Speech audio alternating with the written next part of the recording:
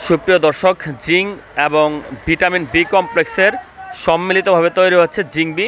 এই zinc B সিরাপটি মূলত হচ্ছে বাচ্চাদের রোগ প্রতিরোধ ক্ষমতা বৃদ্ধির ক্ষেত্রে, এবং দেখা যায় দৈহিকভাবে অনেক বাচ্চা রয়েছে যারা দুর্বলতা অনুভব করেন, লেখাপড়ায় অমনোযোগী, খাবার খেতে চায় না এবং খেলাধুলা করতে গেলে হাঁপিয়ে যায়, প্রচুর পরিমাণে ক্লান্ত অনুভব করে, সেই সমস্ত বাচ্চাদের জন্য অত্যন্ত উপকারী। এবং আপনি হয়তো একটা শিশুকে অ্যান্টিবায়োটিক খাওয়াচ্ছেন, খাওয়ানোর ফলে কিন্তু শরীর দুর্বল হয়ে যাচ্ছে, কারণ আমরা জানি অ্যান্টিবায়োটিক খাওয়ানোর ফলে কিন্তু শিশুর ভালো ব্যাকটেরিয়াগুলো মারা যায়।